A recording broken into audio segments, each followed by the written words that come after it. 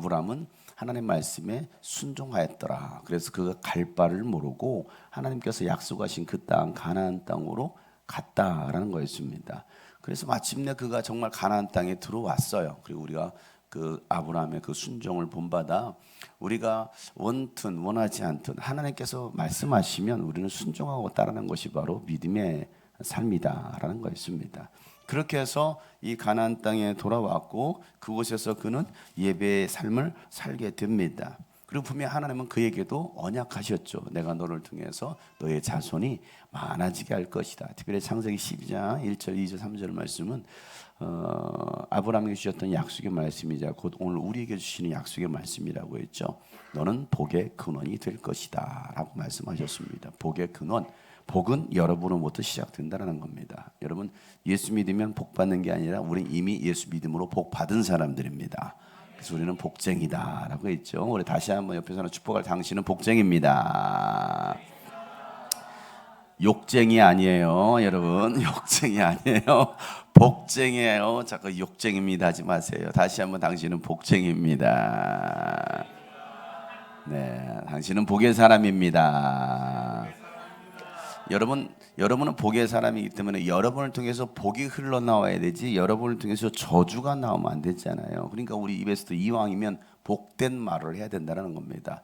우리는요 하나님의 사람들이기 때문에 여러분이 하는 말 그대로 됩니다. 할 수 있거든 무슨 말이냐. 믿는 자에게 능치 못할 힘이 없느니라 라는 말이 무슨 말이에요. 내가 말 뱉은 대로 내 믿음대로 된다는 거거든요. 그러니까 이왕이면 여러분 입으로 자꾸 축복하시길 바랍니다. 나는 잘 된다. 나는 잘 된다. 우리 가정은 잘 된다. 여기 우리 자녀들은 잘 된다. 우리 부모님은 잘 된다.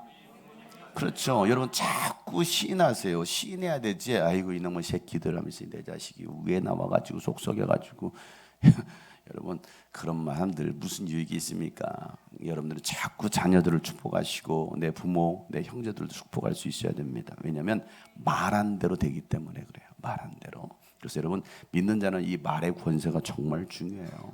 무슨 말 하느냐에 따라서 그 말이 그대로 임하기 때문에 이왕이면 여러분 복 있는 말 할 수 있기를 축복합니다. 아브라함이 그렇게 하나님의 말씀을 따라 이 가나안 땅에 왔을 때 그가 했던 일이 무엇입니까? 베델에 와서 하나님 앞에 예배하죠. 또 남방 또 네게브 땅에 왔을 때도 그곳에서 하나님을 예배합니다. 그렇게 예배하는 삶이 바로 아브라함의 삶이었다라고 했습니다. 이제 그러던 가운데 그 가나안 땅에 가뭄이 들게 됐죠. 가뭄이 드니까 그가 했던 것이 뭐였어요? 인간적인 생각이 순간 들어오는 거예요. 여러분 우리 인생에 어떤 위기가 찾아올 수 있어요. 내 인생에 가뭄을 만날 수도 있고요. 그런 상황이 왔을 때에 인간적인 생각이 들어올 때 그 인간적인 생각이 아니라 하나님의 생각을 집어넣고 하나님의 생각을 따라야 되는데 아브라함이 이제 실수하기 시작합니다. 물론 처음 출발할 때도 한 가지 실수한 게 있었어요. 그게 뭐였어요? 조카 롯을 데리고 가는 거였습니다.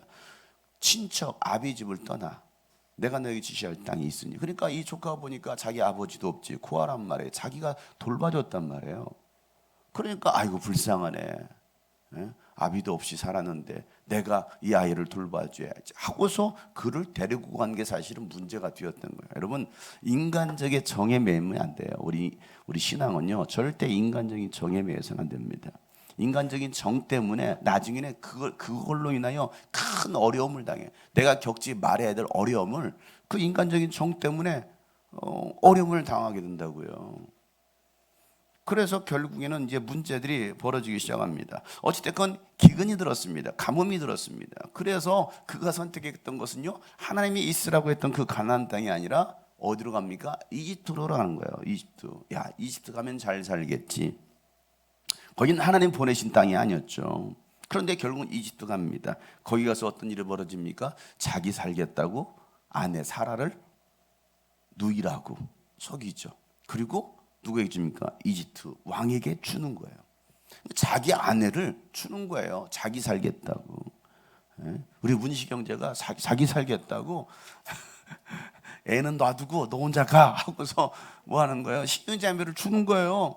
다른 나라 남자한테. 그리고 부경화를 누리네 혼자는. 이야 좋겠다. 자, 이게 과연 축복이었을까? 물론 하나님은 그 가운데서도 건져내시죠. 건져내시고 다시 돌아오게 하십니다. 자, 이게 아브라함의 실수였습니다. 나의 생각이 들어오면요, 실수합니다. 나의 생각이 들어오면. 물론 그 가운데 하나님은 또 그를 지키시고 또 그 가운데 또 많은 재물을 가지고 돌아오게 하시는데, 저는 그걸 과연 하나님의 축복으로 봐야 될까라고 한번 생각해 보는 거예요. 자기 아내 팔아먹고 부경화를 드린다? 그걸 복이다라고 말할 수 있을까? 바꿔서 입장을 생각하면 아내 입장에서는 그걸 복이라고 생각할까요? 저 나쁜 놈, 나 팔아서 지 부자 됐다고, 그걸 하나님의 축복이라고 여긴다고? 여자에게는 엄청난 상처가 될 거예요. 근데 여러분, 사라가 정말 만인의 어머니가 된 것은요, 정말 이 사라의 믿음이 정말 좋아요. 사라의 마음이 얼마나 예쁜지 몰라요. 그래서 다시 돌아옵니다. 돌아왔을 때에 어떤 일이 벌어집니까? 이제 롯의 살림도 많아지죠. 아브라함도 살림도 많아지죠. 가축들이 늘어나죠. 그러니까 서로 싸우는 거예요. 싸워. 그래서 야, 우리 이제 흩어지자. 너 갈 곳으로 가라. 롯이 야, 너에게 먼저 선택권을 줄게. 선택권을 주죠. 그렇지만 롯은 어디를 선택합니까? 와, 정말 아름답고 풍요로운 에덴 동산과 같이 보여지는 소돔 땅을 선택합니다. 그때까지만 해도 그 소돔 땅이 그렇게 저주받을, 하나님께 불로 심판받을 땅인지를 몰랐던 거예요. 딱 보기는 정말 좋아. 저기 가면 잘 살 것 같아. 롯은 그걸 선택하는 거예요. 저기 가면 잘 살 거야. 여러분, 우리도 그러지 않습니까? 저기 가면 내가 잘 살 것 같아. 저기 가면 성공할 것 같아. 하나님의 인도하심이 아니죠. 눈에 보이는 대로 보기 좋게 에덴 동산과 같은 곳을 선택하고 갑니다. 그리고 남은 곳은 이제 광야밖에 없는 거야. 아무것도 없는 허허벌판. 자, 어떻게 보면 조카에게 먼저 선택권을 줬지만 남은 게 아무것도 없어요. 나는 이곳에서 어떻게 살지? 근데 하나님이 야, 하늘을 봐. 자, 저 바닷가의 모래를 봐라. 저 하늘의 수많은 별들처럼 내가 너의 자손에 많게 해주겠다. 그때까지도 자식이 없어요. 자식이 없어요. 그런데 하나님은 야, 이 모래알을 봐봐. 얼마나 많니? 너 셀 수 있어? 이 모래알 셀 수 없죠.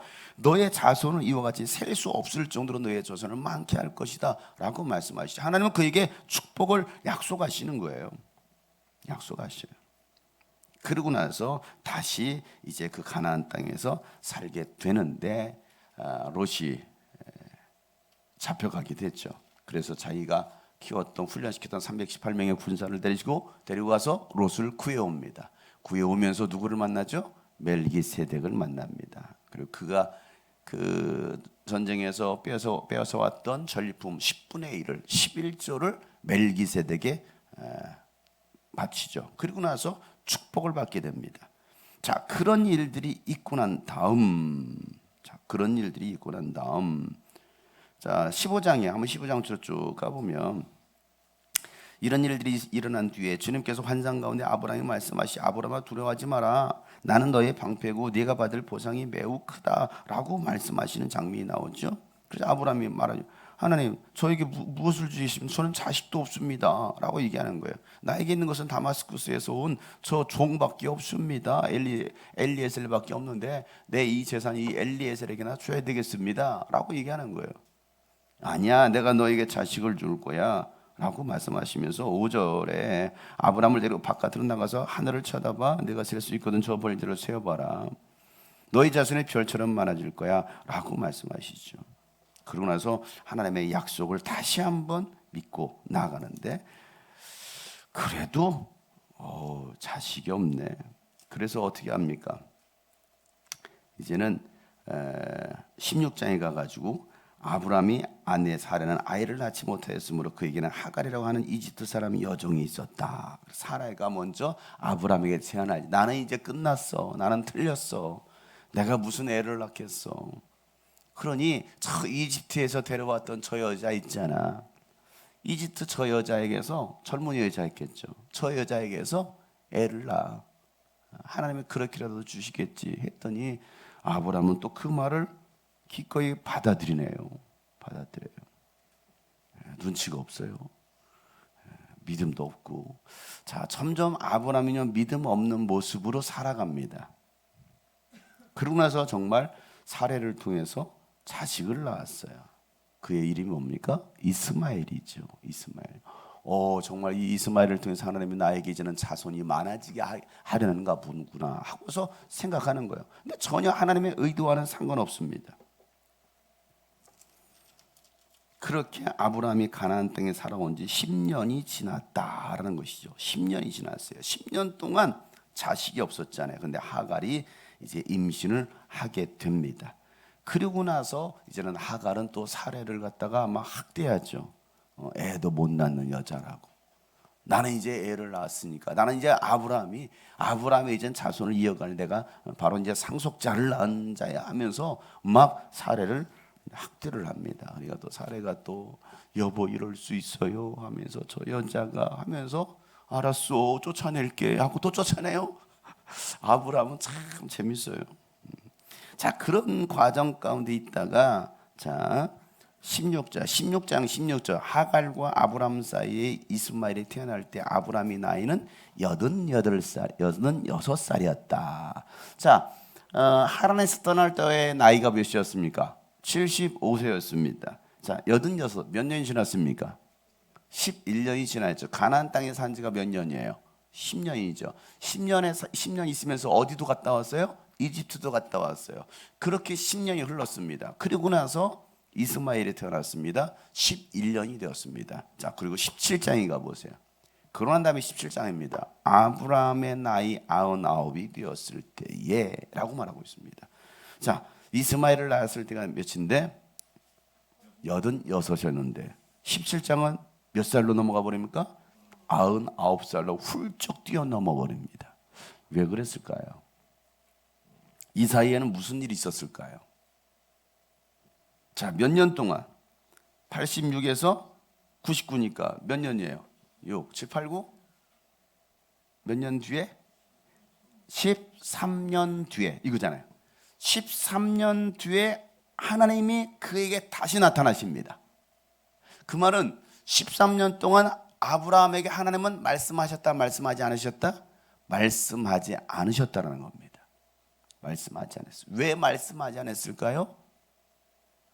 아브라함은 하나님의 약속의 말씀을 신뢰하지 못했습니다. 분명히 그가 하란에서 떠나올 때는 갈 바를 모고 하나님의 말씀을 붙들고 왔는데 세월을 살다 보니까 23년이 흘렀어요. 24년이 흘렀죠. 그 세월이 흐르는 동안 뭐합니까? 자기 생각에 자기의 삶을 이끌어 가더라는 거예요. 그리고 자기 마음대로 선택해서 살아갑니다. 이집트로 내려가죠. 하갈을 통해서 자식을 낳죠. 그리고 14년이 흘렀어요. 그러니까 이렇게 수십 년이 흐른 다음에서야 하나님이 다시 말씀하시는 거예요. 여러분, 우리가 내 생각대로 살 때는요, 그게 잘 될 것 같아. 이게 마치 하나님의 뜻이고 이게 하나님의 축복인 것 같아. 정말 이렇게 정말 됐네? 여러분, 그건 결코 하나님의 뜻도 하나님의 축복도 아닙니다. 자기 생각대로 살아갈 때 뭔가 일이 술술 잘 풀리는 것 같아요. 잘 풀리는 것 같죠. 그게 결코 하나님의 축복이 아니라는 겁니다. 하나님은 그걸 통해서 축복을 말씀하시지 않았어요. 내가 내 생각대로 살아가면요, 하나님은 말씀하지 않으십니다. 어떤 음성도 들려주지 않습니다. 그리고 나서 때가 되었을 때에 그의 나이 99세가 되었을 때 마침내 하나님이 다시 나타나십니다. 왜? 하나님은 언약의 하나님이니까. 아브라함을 통해서 약속하셨고 아브라함을 통해서 분명히 자식을 주시겠다고 말씀하셨기 때문에 99세가 되었을 때 나타나시자마자 제일 처음 하셨던 말씀이 바로 1절 말씀이죠. 나는 전능한 하나님이다. 나에게 순종하며 흠없이 살아라. 이 말씀을 하십니다. 여러분 17장 1절 말씀 정말 중요한 말씀이죠. 오늘 우리가 다뤄야 될 이 말씀인 거예요. 오늘 다뤄야 될. 나는 누구다? 전능한 하나님이다. 나에게 뭐하고? 순종해라. 그리고 뭐해라? 흠없이 살아라. 노아를 향하여 그는 의로운 자다. 그는 흠이 없다라고 있습니다. 그 의롭다라는 게 뭡니까? 말씀대로 산다라는 거잖아요. 믿음으로 산다라는 겁니다. 순종하는 삶을 살아가는 거예요. 그를 바로 흠없다라고 말하고 의롭다라고 했거든요. 오늘 아브라함은 처음에는 시작은 순종으로 한 것 같았습니다. 시작은 믿음으로 했던 것 같습니다. 그런데 시간이 흐르면서 순종과 믿음이 아니라 자기 생각으로 살아가더라는 거예요. 그래서 뭔가 얻어진 건 있어요. 그러나 거기에는 하나님은 결코 말씀하지 않아요. 왜? 그것은 하나님이 주신 축복이 아니라는 거예요. 하나님의 응답이 아니라는 겁니다. 그는 전능한 하나님을 믿지 않았습니다. 전능한 하나님을. 그가 86살이 되었을 때도 전능한 하나님을 믿었으면 자식을 낳을 수 있지. 사라, 당신도 자식을 낳을 수 있어. 우리 믿자, 기다려보자 라고 했을 텐데 아브라함은 전능한 하나님을 믿지 않는 거예요. 우리는 어떻습니까? 과연 전능하신 하나님을 믿습니까? 정말 나를 통해서 일하실 그 전능한 살아계신 하나님을 믿느냐 이거예요. 아브라함은 전능한 하나님을 믿지 않았어요.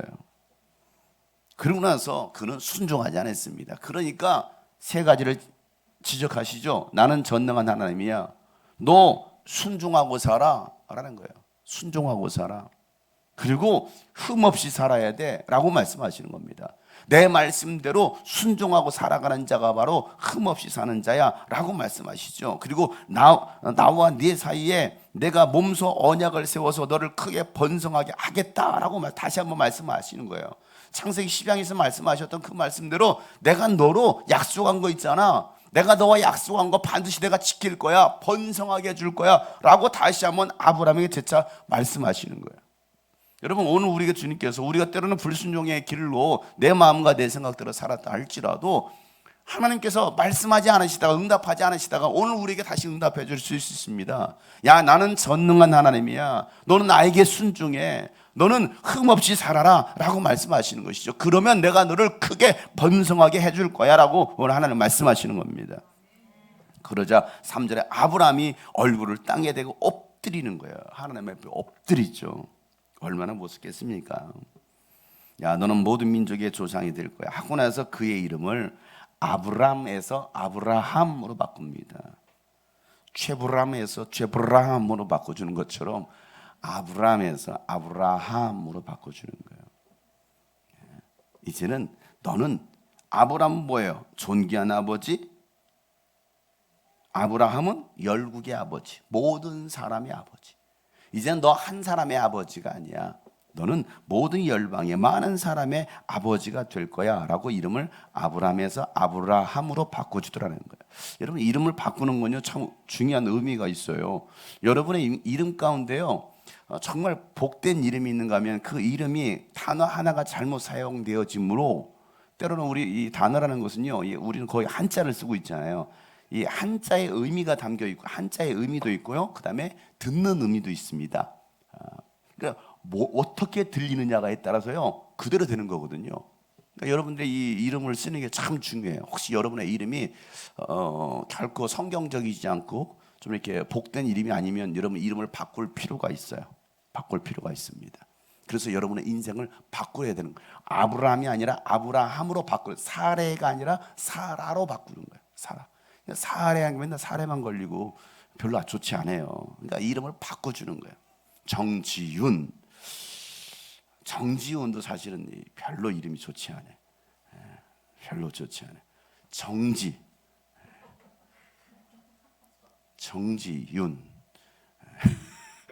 정지 상태에서 계속 가면 안 돼. 정지윤. 이름을 바꿔야 돼. 좋은 이름으로 바꿔봐야 돼. 태혁이가 지난번에 나보고 이름을 바꿔달라고, 목사님 제 이름 좀 바꿔주세요. 그래서 알았어, 내가 생각해 볼게 했는데 또 2분 뒤 와가지고 목사님 제 이름 또 바꿔주세요. 쫓아다니면서 바꿔달라고. 기다리라고 바꿔달라고. 근데 바꿔주세요. 바로 이거 써라. 제가 그렇게 해줍니까? 지금까지 안 바꿔줬어요. 하도 저기 가길래. 여러분, 이 이름이 참 중요해요. 여러분이 들려지는 것도 중요하다고 했습니다. 어떻게 들려지느냐. 그래서 여러분들이 혹시라도 이름이 별로 좋지 않다고 한다면 저한테 여러분 이름값 내시고 오셔서 제가 이름을 장명으로 해줄 테니까, 이름을 지어드릴 테니까 오세요. 자, 그렇게 해서 아브라함이라는 이름이 바뀌게 되죠. 그러고 나서 내가 너를 크게 번성케 할 것이다 라고 말씀하십니다. 그래서 내가 너를 통해서 분명히 아들을 줄 거야 라고 말씀을 하셨어요. 18장에 가가지고 아브라함이 또 아들을 약속을 받게 됐죠. 자, 그러고 난 다음에 이 소돔과 고모라의 사건이 벌어지게 됩니다. 자, 그러고 나서 이제 20장 넘어갔죠? 20장까지 왔어요. 자, 20장에 또 어려움이 또 하나 또 생기죠. 자, 아브라함은 마므레에서 네겝 지방으로 내려옵니다.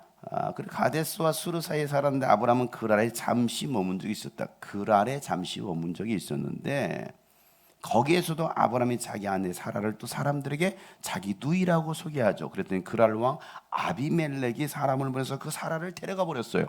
자기 누이라고 하니까. 이 시대만 해도 족장 시대잖아요. 그러니까 보통 어느 나라 부족 사이에 가면요, 그 부족이 갔을 때 때로는 그 부족장이 가지고 있는 데리고 있는 자기 딸이라든지 딸을 주기도 합니다.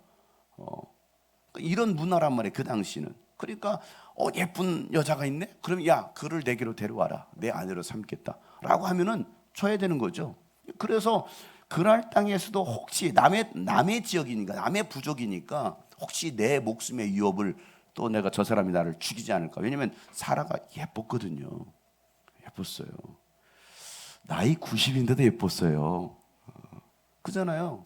여러분, 안 예뻤어. 못생겼어. 데려갈까요? 한 트럭을 주면 트럭만 가져가요. 사람은 내려놓고. 그러니까 적어도 사라는요, 정말 예뻤던 거예요. 정말 예뻤어요.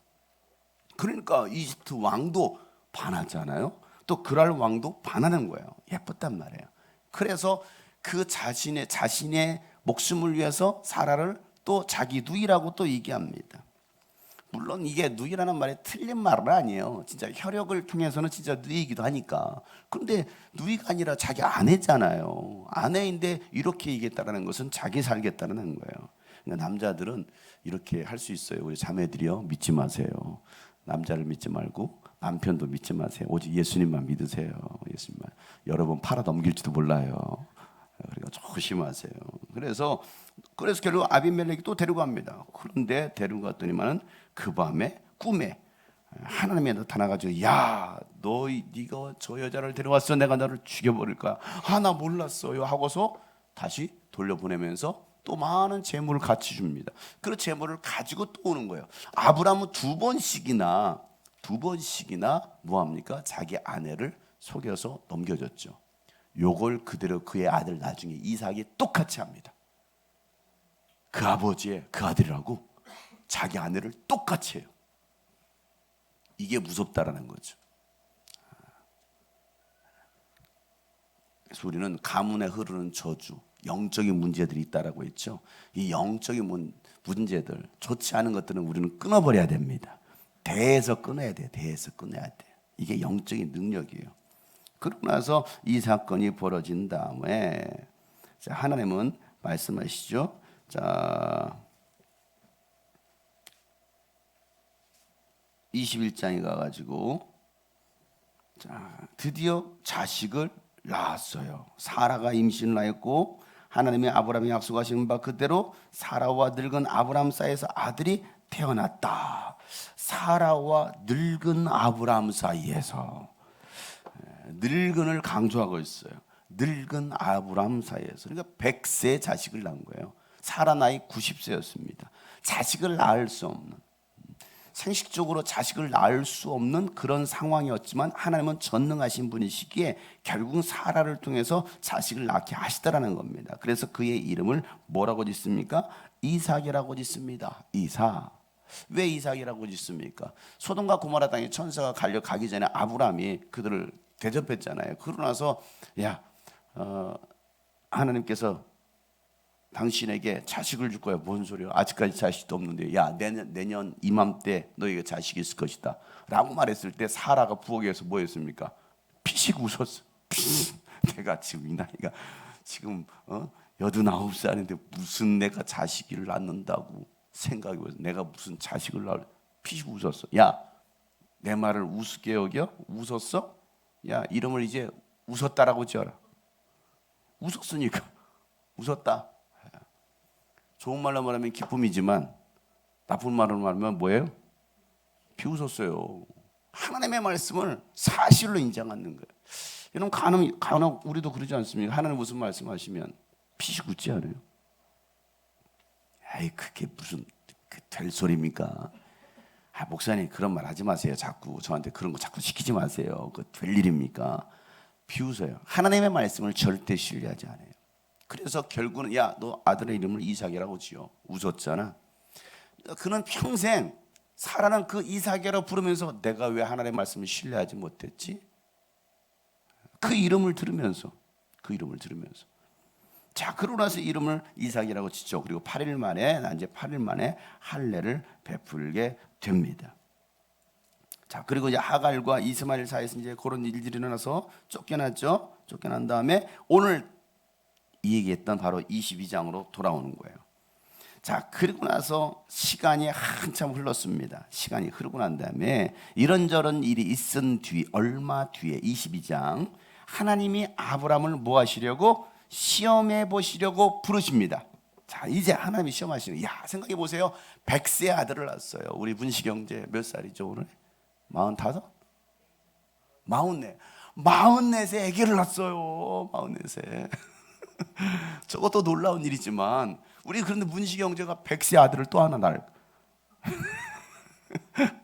그럼 어떨 것 같습니까? 지금도 애 낳으니까 좋다 막 홀kok콕 44세를 낳아도 그렇게 좋아가지고 홀kok콕 하고 있는데 생각해 보세요. 또 누구야 저기 시자매도 예뻐요. 이렇게 얼마나 예쁜지 모르겠어요. 그러니까 이제 나이가 맨날 시기하지. 주어만 예뻐해 준다고.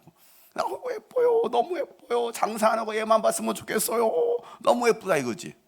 자, 이런 상태가 됐어요. 여기는 지금 셋째라도 되기로 하지. 아브라함은 자식이 없어요. 100세 자식이 하나도 없었는데 자식이 생겼어. 문식 형제, 지금의 기쁨보다 얼마나 더 큰 기쁨이 있겠어요?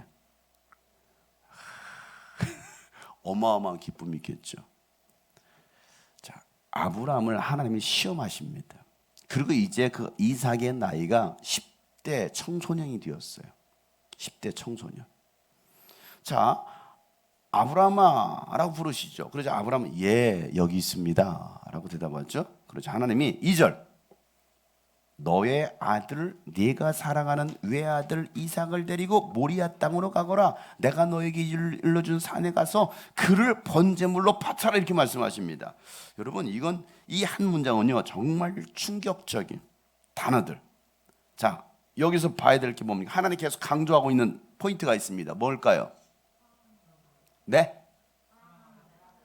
사랑하는 너의 아들, 이거부터 시작합니다. 네 아들, 너의 아들, 네가 사랑하는 그것도 외아들, 다 강조하고 있어요. 누구를? 이삭을 데리고. 자, 아브라함은 이 이삭이 누구의 아들이라고 생각해요? 당연히 내 아들이라고 생각하죠. 내 아들이지, 내가 낳았으니까. 추아, 내 딸이지, 내가 낳았으니까. 내 아들이라고 생각하는 거야. 정말 네 아들이야? 그렇죠, 네 아들이죠. 네가 사랑하는 외아들, 하나밖에 없는 그 외아들을 데리고서 이제는 내가 너에게 명하는 그 산에 올라가서 모리아 산에 가서 뭐로 바쳐라? 번제물로 바치라는 거예요. 자, 이게 말이 됩니까? 여러분, 그 당시 인간을 번제물로 바치는 사람들은 이교도 사람들이에요. 하나님은 사람을 번제로 바치라고 한 적이 없어요. 짐승을 잡았으면 잡았지. 그죠? 하나님은 짐승을 바쳐서 하라고 했지. 사람을 바치는 것은요 이교도들이 하는 거예요. 사람 죽이는 것은 자기 자식 죽이고 불태워 죽이고 하는 것은요, 그건 몰래 신에게 바치는 그런 우상 숭배 아닙니까? 그런데 하나님이 왜 우상 숭배와 같은 이 일을 시킵니까? 왜 이 일을 시키고 있어요? 아브라함에게는 지금 이삭이 우상이 된 거예요. 하나님도 안 보여. 너무 좋으니까 누구를 사랑해? 이삭을 사랑해. 내 자식. 그렇게 10여 년이 흘렀습니다. 10여 년이 흘렀는데 하나님이 시험하시려고요. 너 지금까지 네 생각대로 살았잖아. 네 맘대로 살았잖아. 네 계획대로 살았지. 그래서 잘 됐니? 예, 잘 되는 것 같았어요. 정말 잘 됐어. 그리고 하나님은 더 이상 말씀하지 않았습니다. 99세에 나타나가지고 내가 너에게 다시 자식 줄 거야. 내 약속의 말을 믿어. 나는 전능한 하나님이야. 너 순종해야 돼. 너 흠없이 살아야 돼. 예, 하나님 했어요. 그리고 정말 1년 뒤에 자식을 낳았네요. 그리고 자식을 낳고 나니까 너무 좋은 거예요. 너무 좋고 너무 사랑스러운 거예요. 그래서 하나님은 진짜 너가 내 말에 순종하는지, 다른 말로 말하면 네가 정말 나를 더 사랑하는지를 하나님은 시험해 보시겠다라는 거예요. 이게 정말 네 거야? 네 거니? 내가 너에게 맡겨준 거니? 하나님 물으시는 거예요. 내가 다시 찾겠다라는 거. 이 자식을 하나님이 줬어요. 주아를 하나님이 줬어요. 하나님이 다시 찾겠다라는 거예요. 어떻게 할 거예요, 문식 형제? 큰일 났네 이제. 오늘 내가 잘못 왔어. 안 왔어야 되는데. 속으로 그렇게 생각할지도 몰라. 내가 오늘 안 왔으면 이거 안 들었을 텐데. 네게 아니라는 거예요. 내 거라는 거예요. 너 정말 사랑해? 하나님은 아브라함을 시험하십니다. 자, 그 세월 동안에 아브라함이 겪어왔던 이 세월 동안에 아브라함 많은 생각을 했을 것입니다. 그 하나님의 시험에 아브라함의 반응을 보자라는 거죠. 때로는 하나님께서 우리에게 말도 안 되는, 이해도 안 되는 억지스러운 그런 일들, 황당한 것들 하나님은 우리에게 말씀하실 수도 있어. 너 이와 같이 해라. 이와 같이 해라. 이해가 안 돼.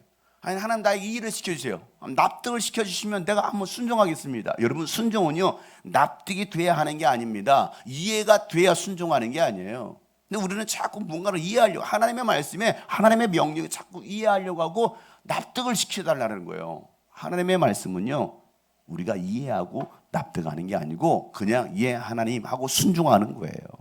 하나님이 가라 하면 뭐 하는 거예요? 예 하나님 하고 가는 거예요. 근데 우리는 예 하나님이 안 되죠. 이해가 안 되니까, 그리고 납득이 안 되니까. 하나님이 갑자기 왜 또 인간을 받지? 하나님 이상해졌나? 하나님의 식성이 바뀌었나? 왜 사람을 바치라고 그래? 말도 안 되는 일들이 왜 일어나고 있지? 라고 생각할지 모릅니다. 자, 그랬더니 3절 말씀은 아브라함이 다음 날 아침에 일찍 일어나서 나귀 등에 안장을 얹었다 이렇게 말합니다. 아침에 일찍 일어났어요. 왜 아브라함 아침 일찍 일어났을까요? 잠이 안 와서. 그럴 수도 있겠네. 와, 독특한 생각. 밤새 설쳤겠지. 내 자식을 바치라고. 그치? 이마영이 오늘 밤 나타나 이설을 바쳐라, 번제로 바쳐라. 잠이 안 와. 내 얼마나 사랑스러운 내 이설을 어떻게 바칩니까? 잠이 안 왔겠죠. 여러분, 왜 그러면 하나님은 아브라함이 말씀하셨을까요? 사라에게 말하지 않고. 왜 아브라함이 말씀하셨을까요? 사라에게 말하지 않고. 하나님은 아브라함하고 약속하셨어요. 또 만약에 사라에게 얘기했으면 뭐라고 말했을까요? 사라는 우리 문식이를 가져가 주옵소서. 주와 대신에 문식이를 바칩니다. 아니, 나이는 어떻습니까? 우리 아이는 3명을 다 바치겠습니다. 아니야, 민결이는 놔두고 아빠와 딸만 바치겠습니다. 그럴지도 몰라요. 여자들은 이게 더 강할 거예요. 더 모성애가 있기 때문에 더 강할 겁니다. 절대 안 돼요. 이게 내가 어떻게 낳은 딸인데, 아들인데 어떻게 이걸 바쳐? 나는 죽어도 못 보내. 나는 절대, 차라리 날 죽여. 그랬을지도 몰라요. 자, 그런데 아브라함은요 밤새 여러분의 말대로 밤새 고민했을지도 몰라. 자, 그러니까 정말 뜬 눈으로 나가셨어. 아침 일찍 일어나서 잠깐 눈을 붙였죠. 아침 일찍 일어났어요. 왜 아침 일찍 일어났을까요? 시간을 좀 더 지체 좀 하지. 조금 더 생각하지. 네? 사라 몰래 가려고. 어이구, 그것도 좋은 생각이네. 사라 몰래 사라가 알아서 못했을까요? 그렇지. 당신이 나주. 내가 당신을 번제로 바치겠다. 그래, 모리아산 가십시다. 아브라함이 이렇게 멱살을 잡고 모리아산까지 갈 거야 막. 왜 아침 일찍 일어납니까? 아브라함은요 그 생각을 빼앗기지 않으려고 했을 거예요. 우리는 그렇잖아요. 기도해 볼게요. 뭐 이렇게 기도를 오래 해? 생각해 볼게요. 여러분, 생각이 길면 길어질수록 우리는 하나님의 응답과는 멀어집니다. 하나님께서 여러분 처음 주신 생각이 있을 거예요. 처음 주신 말씀이 있을 거예요. 근데 그걸 가지고 다시 기도해 본대. 다시 생각해 본대. 거기는요 내 생각이 들어옵니다. 그리고 거기에 마귀의 생각이 들어가요. 왜? 계속 계산해 볼 거 아니겠습니까? 이거 안 되는데, 이거 안 되는데. 야, 이거 하지 마. 이거 하나님은 그러실 분이 아닐 거야. 라고 꺼야가 들어가요. 꺼야. 하나님은 그렇게 안 하실 거야. 다 자기 생각 아니겠어요? 자기 감정 아니겠어요? 여러분, 우리는 생각은 길어지면 안 돼요. 하나님께서 말씀하신 우리는 그 즉시로 순종할 수 있어야 됩니다. 그래서 아브라함은요, 아침에 일찍부터 생각을 바꾸지 않으려고, 그래, 그동안 내가 내 뜻대로 살아왔더니 결과가 뭐였어요? 결코 좋은 게 아니에요. 이제는 더 이상 실수하지 말자. 지금까지 내가 믿음으로 살지 못했어. 실수였어. 내 고집대로 내 생각대로 살았어. 이제는 하나님의 말씀대로 살자 하고서 이제는 결단하는 장면이 바로 오늘 22장 말씀이죠. 아침에 일찍 일어나서 생각 다 정리하고 뭐합니까? 장작과 함께 나귀의 등에 얹고 그리고 두 종과 아들을 이삭을 데리고서 길을 떠날 준비를 합니다. 그리고 번제를 장작을 다 쪼개고 난 다음에 하나님께서 말씀하신 그 길을 떠납니다. 그 십자가의 길을 떠나는 거예요. 우리가 이 십자가의 길 여행하고 있잖아요. 십자가의 길을 떠나갑니다. 3일 길을 가요. 3일 길. 여러분들이 그 부엘사바에서 요 말씀 우리 항상 묵상하잖아요. 이스라엘 가가지고 이곳에서 부엘사바에서 이 모리아산이라는 곳은 바로 예루살렘입니다. 예루살렘 성이죠. 예루살렘 성전이 있는 곳. 자, 그곳까지 걸어 3일 길을 걸어가는 거예요. 험난한 부엘세바에서 예루살렘까지 해발 780m까지 올라가는 거예요. 3일 길을 갑니다. 얼마나 많은 생각을 했을까요? 그 종들에게 무슨 말을 했을까요? 할 말이 없어요. 자, 사흘 만에 아브라함이 고개를 들어서 멀리 그곳을 바라볼 수 있다. 그리고 5절에 그는 자기 종들의 말하기를 내가 이 아이와 저기로 가서 예배를 드리고 너희에게로 함께 돌아올 터니 그동안 너희는 나귀와 함께 여기서 기다리고 있어라 라고서 두 종을 놔두고서 모리아산으로 가는 거예요. 자, 두 종은 또 왜 남겨뒀을까요? 같이 왔는데 끝까지 같이 가지. 왜 두 종을 여기 남겨두고 야 여기서 기다리고 있어? 왜 그랬을까요? 말릴까 봐. 갔더니만은 이삭을 잡아주기. 아니 주인이셔 왜 이래 말리면 이거 또 하나님께 할 수가 없잖아요. 인간이 막 그래 내가 잘못 생각했나 봐. 사탄아 물러가라서 그랬지도 모르잖아요. 그러니까 두 종도 다 방해되는, 내가 하나님의 말씀에 순종하는 데 있어서 방해되는 모든 요소들을 다 제거하기 시작합니다. 다 제거해요. 그리고 이삭만 데리고 가는 거예요. 자, 가는데 오늘 이 5절 말씀에 아브라함이 중요한 한 단어를 말을 합니다. 중요한 말을 해요. 예배를 드리고 너희에게로 뭐 할 것이다? 함께 돌아올 것이다. 누구랑? 이삭이랑 돌아올 것이다. 자, 이삭을 뭐 하라고 했는데? 번지로 바치라고 했는데 이러면 어떻게 함께로 돌아옵니까? 죽은 시체를 메고 온다는 소리일까요? 아브라함은요 믿음이 있어요.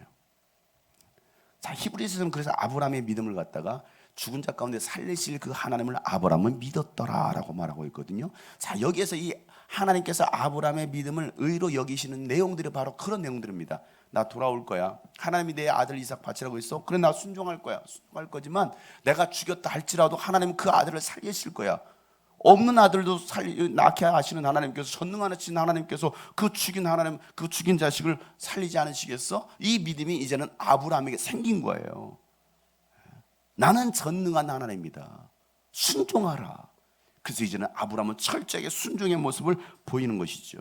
그러면서 6절에 번제를 장작을 아들 이삭에게 지우죠. 그리고 자신은 불과 칼을 챙긴 다음에 두 사람이 걸어갑니다. 그러자 이삭이 물어봐요. 아버지, 왜 그러느냐? 불과 장작은 여기에 있는데 번제로 바칠 어린 양은 어디 있습니까? 왜? 번제로 알잖아요. 번제가 어떤 제사인지를 알죠, 이삭도. 근데 이 장작도 있고 나무도 있는데 양은 어디 있어요? 라고 말했더니 8절에 아브라함이 얘야 번제로 바칠 어린 양은 너야 라고 말하지 않고 너야 라고 말하지, 하나님이 손수 마련해 주실 거야. 하나님이 직접 마련해 주실 거야 라고 말합니다. 그래요? 그러고 이삭은 가는 거예요. 쫓아가는 거예요. 자, 그러고 나서 아브라함이 말씀하신 그곳에 딱 도착했습니다. 거기에 제단을 쌓았습니다. 그 제단 위에다 장작도 다 올려놨습니다.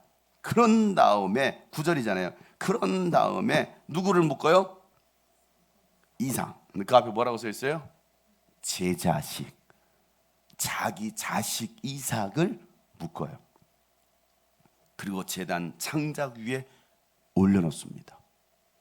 생각해 보세요. 자, 이 장면 생각해서 다 만든 다음에 이삭아 이리 와봐라. 그래서 왜요? 야, 팔 좀 뒤로 해봐. 묶어. 팔다리를 다 묶어. 이삭이 자기를 뭐 한다는 거, 아버지가 뭐 한다는 거 알았어요, 몰랐어요? 알았겠지. 민결 같은 거 어떻게 할래? 아버지가 야, 민결아 이리 와봐라. 갑자기 묶어. 팔다리를 다 묶어. 아빠 주머니에 칼이 차 있어. 이렇게. 장칼이 있어. 너 뭐라고 할 거야? 으아. 엄마 몰라? 근데 이삭은요, 반항하지 않아요. 반항하지 않아요. 자신이 번제물이 된다는 걸 이제는 이삭도 직감하죠. 알고 있어요. 절대 뿌리치지 않습니다. 여러분, 나이 100세가 넘었어요. 그 전에 100세 나왔으니까 지금 110세가 넘었다고요. 할아버지 아닙니까? 힘도 없는 할아버지 아닙니까? 얘는 10대 청소년이야. 딱 이 나이 정도 됐겠지. 10대 청소년이야. 이 할아버지하고 얘하고 싸우면 누가 이길까요? 얘가 이겨요. 힘으로 부딪힐 수 있어요. 도망갈 수도 있어요. 그런데 도망가지도 않아요. 그저 순종하는 거예요. 순종하는 거죠. 그러고 나서 그냥 그 제단 위에 올려놓으니까 그냥 들어 눕는 거예요. 아, 하나님이 나를 번제물로 바치려고 하는 거구나. 아브라함도 하나님 말씀에 순종했지만 이삭도 지금 아버지가 하는 그 일에 뭐하고 있습니까? 순종하고 있다는 거예요. 아브라함은 하나님 아버지의 모습이고요, 예수님은 예수 그리스도의 모습이십니다. 예수 그리스도의 모습.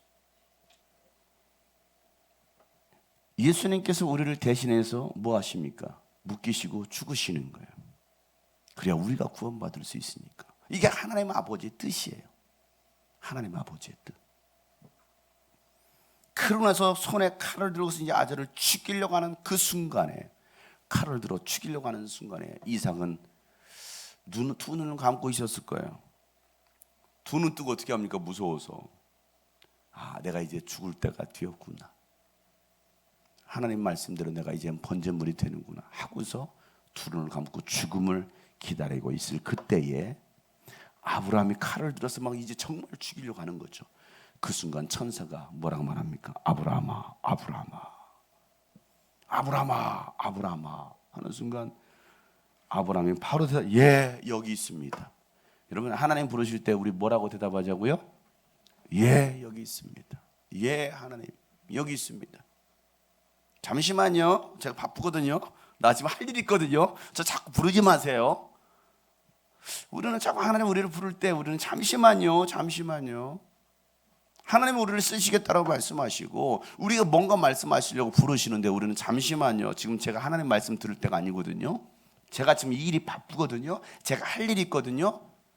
내가 지금 하나님 말씀까지 듣기는 내가 너무 버겁거든요 하면서 우리는 하나님의 음성을 듣지 않으려고 그래. 예, 하나님, 예, 예수님, 우리가 할 수 있어야 되는, 예, 여기 있습니다 라고 고백할 수 있어야 되는데, 그러자 야, 그 아이의 손을 대지 마라, 아무 일도 하지 마라. 그러면서 네가 너의 아들, 너의 외아들까지도 나에게 아끼지 아니하니 이제서야 네가 하나님을 두려워하는 줄을 내가 알았다라 말하고 있습니다.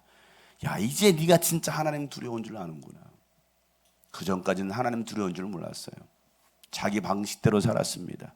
자기 멋대로 살았어요. 순종의 삶이 아니었습니다. 100%의 순종이 아니었어요. 그런데 이제서야 네가 정말 하나님을 두려워하는 줄 아네. 여러분, 우리가 하나님이 두려운 분이라는 걸 알면 우리가 순종할까요, 안 할까요? 당연히 하겠죠. 근데 하나님이 두렵지가 않은 거예요. 그러니까 순종하지 않죠. 내 방식대로 살지 않습니까? 두려운 게 하나도 없는데. 근데 이제서는 내가 하나님 말씀 듣지 않으면 안 돼.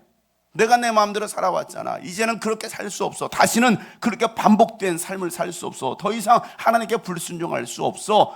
내가 내 아들을 사랑해서 아니야, 이제 나는 이제 내 아들보다 내가 하나님을 더 사랑할 거야 하고서 내 사랑하는 독자 이삭이었지만 이제는 하나님 말씀대로 내가 이 외아들마저도 내가 죽이겠다라는 것이 아브라함의 결단이었어요. 이게 아브라함의 믿음이었습니다. 왜? 내가 이렇게 내 자식을 죽이지만 하나님은 내 아들을 살려줄 거 나는 믿어라는 것이죠. 내가 하나님께 드리면 하나님은 나에게 다시 그 아들을 주실 것을 나는 믿어 라는 이 믿음이, 하나님을 향한 그 신뢰가 아브라함에게 있었다는 거예요. 오늘 우리에게는 어떤 신뢰가 있는가? 하나님에 대한 어떤 신뢰가 있는가?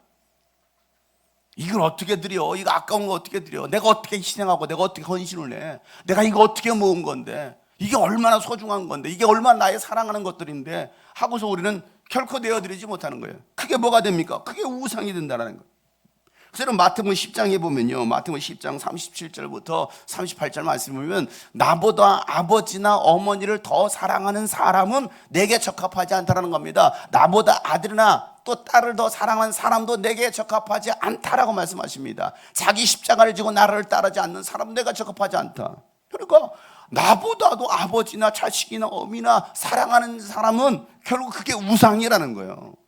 하나님보다 더 사랑하는 것은 다 우상이라는 거예요. 그 우상을 뭐 하라는 겁니까? 제거하라는 거예요. 너 이삭을 너 사랑하잖아. 나보다 더 사랑하잖아. 내 음성 듣기보다도, 내 말보다도 넌 네 자식을 더 사랑하잖아. 그 자식 제거해. 제거하고서도 나 사랑할 수 있어? 라고 말씀하시는 거예요. 여러분들이 사랑하고 있는 게 뭐예요? 그거 제거하라는 거예요. 그거 죽이라는 거예요. 죽일 수 있겠느냐는 거죠. 죽일 수 있겠느냐? 내가 사랑하는 게 뭔가? 내가 사랑하는 게 돈이다? 너 그거 제거할 수 있어? 내가 사랑하는 세상의 유흥이다? 제거할 수 있어? 내가 사랑하는 것들이 뭔가 얻어지는 것들, 나에게 육신의 유익을 주는 것들, 그거 제거할 수 있어? 제거할 수 있겠느냐? 그거 하지 않고서는 절대 내 제자가 될 수도 없고 십자가의 길을 갈 수도 없어. 그건 나를 사랑하는 게 아니야. 너는 또 다른 우상을 만들어서 섬기고 있는 거 아니야? 라고 말하고 있는 거예요. 너에게 주어진 십자가 치고 따라오지 않는다면 내 제자가 될 수 없어 라고 오늘 예수님 말씀하시잖아요. 여러분들 우상을 제거하지 않고서는요, 여러분들이 사랑하고 있는 그 우상을 제거하지 않고서는요, 절대 우리는 하나님을 사랑한다라고 말할 수가 없는 거예요. 내 자식들보다도 우리는 더 하나님을 사랑할 수 있어야 돼요. 사랑할 수 있어야 되죠. 저희도 뭐 한결이가 지금 저렇게 애가 뭐 늙었지만은 쟤도 이서만한 나이가 있었어요. 2살, 3살 나이가 있었잖아요. 뭐 헤레미도 마찬가지죠. 저 헤레미 여러분 제가 9살까지 업고 다녔어요. 초등학교 2학년 때도 제가 업고 다녔어요. 아빠 다리 아프면 제가 그 2층까지 업고서 올라가 다녔다고요. 1학년 때 이스라엘 갔을 때, 8살에 이스라엘 갔을 때 제가 이스라엘 그 광야를 걔를 업고 다녔어요. 다리 아프다고. 이스라엘 다 걸어 다니는 데잖아요. 아빠 다리 아프면 제가 업고 다녔어요. 근데 한결은 업고 다니는 말을 잘 안 하더라고. 저는 남자라 그런지 한 3살, 4살 때 업어 그러면 안 업어 지가 걸어 다녀. 스스로 살려가는 교만한. 저도 아이들 예뻐하죠. 사랑하죠. 그런데 하나님보다 더 사랑하겠느냐? 라고 말한다면 하나님께 제 자식 드립니다. 제 것이 아니에요. 저는 지금도 마찬가지예요. 저에게 맡겼을 뿐이지. 저에게 맡겼으니까 양육하라고 맡겼으니까 제 아들도 제 딸도 아니고 하나님의 아들이고 하나님의 딸이기 때문에 하나님의 법으로 가르치는 것, 지도하는 것은 제가 해야 될 일이죠. 그러나 제 소유도 아니에요. 하나님의 소유예요. 하나님의 소유. 그런데 하나님께서 하나님보다 더 사랑한다라고 생각한다면 그 진짜 자식이 우상이 돼서요, 신앙생활을 제대로 하지 않는 사람 상당히 많이 있습니다. 자식이 우상이 되니까. 자식에 매여 있는 거예요. 영적인 거에 매여 있는 것이 아니라 자식에 매여 있어요. 헤레미가 7월 1일 날 태어났습니다. 그러나서 8월 20 며칠 날인가 목회자 세미나가 있어가지고 4박 5일 동안 기도원에 가가지고 3,000명 모인 그 기도원에 가가지고 그냥 바닥에 눕혀놓고 그 세미나 참석했어요. 난지 이제 2달밖에 안 된 아기를 안고서. 말도 안 되죠. 난지 얼마 되지도 않은 아기들 안고서 맨날 그 집회 다니고 그랬어요. 세미나 다니고. 왜? 하나님의 자식이니까. 어디에 있는 게 낫냐? 어디에 있는 게 낫느냐? 이왕이면 맨날 헤레미는 진짜 어렸을 때 2달에 한 번씩 부산 내려갔어요. 세미나 들으러 2달에 한 번씩. 거기 와서 세미나 들으면 얘는 박스에서 놀다가 박스에서 들어 누워 자다가 맨날 그랬어요. 1년 동안. 우리 애들 다 그렇게 자랐거든요. 내가 소중하게 여기는 거, 내가 사랑하는 게 뭐가 있느냐 이거야. 이건 뭐 우리 학생들도 마찬가지야. 오늘 보니까 어린이들이 아무도 안 보이네. 다 휴거됐네. 나의 네가 사랑하는 게 뭐야? 네가 좋아하는 게 뭐야? 너 무슨 영광을 바라는 거야? 응? 그 사랑하는 것을 버릴 수 있겠느냐고. 네 좋아하는 것을 버릴 수 있겠느냐고. 네 뒤에 아버님도 버릴 수 있겠느냐고. 내려놓지 않으면 우리는 십자가의 길을 걸어갈 수가 없어요. 다 내려놓을 수 있어야 돼요. 그러면 놀라운 것은 이겁니다. 내려놓았더니 하나님이 주시더라는 거예요. 이게 하나님의 축복이에요. 다른 게 축복이 아니고요. 그러잖아요. 야, 네가 하나님 두려워하는 줄 이제 내가 알았다 하고 나서 13절에 아브라함이 고개를 들고 살피는 숲을 속에 순양 한 마리가 있는데 그 뿔이 숯불에 걸려있더라는 겁니다. 그래서 그것을 잡아서 아들 대신에 그것으로 번제를 드리게 하십니다. 테스트하는 거예요. 너 아들 이삭 바칠 수 있어? 네. 진짜 실행으로 옮기잖아요. 죽이려고 하는 순간 멈춰라. 아닙니다. 저는 죽일 겁니다. 이러고 나가면 안 돼요. 또 멈추러 갈 때는 우리는 멈출 수 있어요. 아닙니다. 하나님 이거 사탄 물러가 하면 안 돼요. 난 첫 번째 음성이 진짜야 하면서 이제는 죽일 거야. 하나님이 또 하지 말라고 하면 안 해야 돼요. 하라고 하면 하고 하지 말라고 하면 안 하고 그래야 되는데 끝까지 아니야. 분명히 목사님 그래서 처음 음성이 진짜 음성이라고 했어 하면서 두 번째 무시하고 그냥 이삭 죽였으면 이삭은 그냥 개죽음 끝났을지도 몰라요. 어쨌든 아브라함은요 순종하더라는 거예요. 순종하더라. 그래서 그 순양을 대신 번제물로 바치더라. 우리가 죽었어야 되는데 예수님이 대신 번제물이 되셔서 죽으셨잖아요. 내 대신 예수님이 죽으셨잖아요. 그래서 우리가 구원받은 거 아닙니까? 예수 그리스도의 그 은혜로. 그래서 14절에 이런 일이 있었으므로 아브라함이 그곳의 이름을 뭐라고 짓습니까? 여호와 이레라고 짓더라는 것입니다. 하나님께서 오늘날 여기까지 우리를 인도하셨구나. 하나님께서 준비하셨다라는 겁니다. 하나님께서 준비하셨다.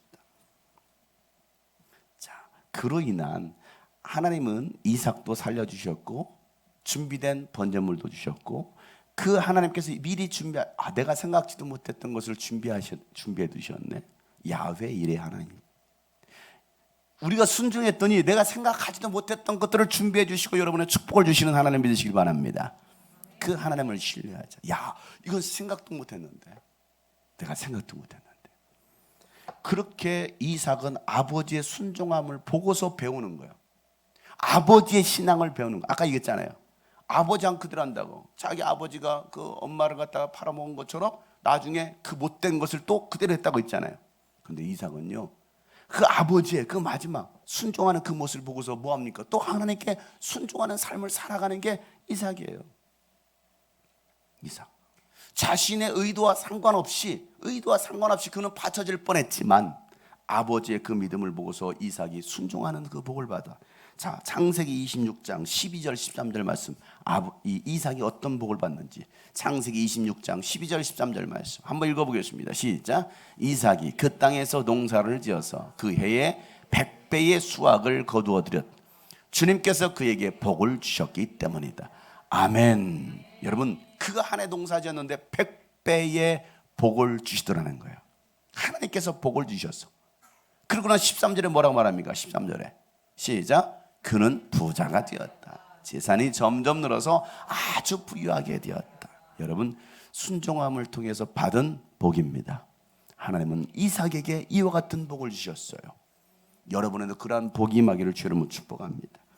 우리는요, 하나님을 이와 같이 절대적으로 신뢰하고 순종할 때 하나님께서 우리가 생각하지도 못했던 그런 복을 주신다는 사실이에요. 그러니 아브라함이 하셨던 말씀, 야, 나는 전능한 하나님이다. 나를 믿으라는 거예요. 내게 순종하라는 겁니다. 흠없이 살아라. 그러면 내가 반드시 내가 너에게 약속한 거 지켜줄 거야. 이 약속의 말씀. 이 약속의 말씀. 오늘도 우리가 이 말씀을 들었지만 또 그냥 이 말씀을 한 귀로 듣고 한 귀로 흘린다고 한다면 뭐 어떤 복을 기대해야 되나요? 복을 기대할 수 있나요? 또 여전히 그냥 내 방식대로 살아가겠죠. 내 방식대로. 그러나 정말 아브라함이 마지막에 순종함으로 그런 복을 받은 것처럼, 그리고 이삭이 이와 같은 복을 받은 것처럼 오늘 우리도 정말 순종함으로 아브라함처럼 이삭처럼 여러분 복을 받는 여러분 되시길 여러분 축복합니다. 여러분 91페이지 마지막에 이런 부분이 있어요. 마지막 91페이지 세 번째 줄에 또한 하나님께서 우리에게 아무것도 요구하지 않으신다면 좋아할 것이 아니라 긴장해야 된다. 헌신과 순종의 기회를 축복으로 여기는 믿음의 사람이 되어야 된다라는 것이죠. 하나님 만약에 여러분에게 뭔가를 아무것도 요구하지 않아요. 왜 요구하지 않을까요? 안 들으니까. 순종하지 않으니까. 여러분들이 하나님의 큰 걸 요구하지 않아요. 믿음이 없으니까. 그 단계를 뛰어넘으면 1단계를 뛰어넘으면 2단계로 2단계를 뛰어넘으면 3단계로 계속 레벨업이 돼야 되잖아요. 게임도 여러분 1단계에서 쉽고 2단계 점점 어려워지잖아요. 통과할수록 어떻게 됩니까? 더 많은 점수를 쌓듯이 똑같죠. 우리가 정말 이 믿음의 시련들을 통과하면 통과할수록 하나님 우리에게 큰 복을 주시는 걸 믿으시길 바랍니다. 아브라함은 그걸 통과한 거예요. 근데 하나님 우리에게 어떤 것도 요구하지 않는다? 그것은 내가 하나님을 믿지 않고 있다는 거예요. 신뢰하고 있지 않다는 겁니다. 하나님이 여러분에게 뭔가 큰 걸 요구할 때 순종하여서 복을 받아 누릴 수 있는 여러분 되시길 주님으로 축복합니다. 그래서 오늘 함께 우리가 이 말씀을 기억하면서 뜨겁게 찬양하고 우리에게 분명한 하나님이 약속해 주셨습니다. 내가 너에게 복 준다. 하나님 주시기로 하신 그 복은요 반드시 이루어지고야 말 겁니다. 그러면 우리는 신뢰하는 거예요. 하나님을 신뢰하면 순종하면 기적이 일어난다. 그 기적을 정말 경험할 수 있기를 축복합니다. 우리 최대진 형제가 오늘 찬양 인도를 다 했어요. 아유 깜짝 놀라시는 웬 가수가 와서 찬양 목양실에 듣다가 누구야 도대체 인도하는 사람이 목소리만 다 섞여서 나오니까 누가 인도하는지도 모르겠고 목소리 좋은 누가 이렇게 인도하네 도대체 누구야 와서 봤더니 최대진 형제야. 이야 최대진 형제가 이 앞에서 찬양 인도하는 것 자체가 기적이에요. 기적이죠. 기적이에요. 이것보다 더 큰 기적의 역사가 일어날지어다. 축복의 주인공으로 쓰임받을지어다. 여러분 모두가 그런 축복의 주인공 되시기를 축복합니다.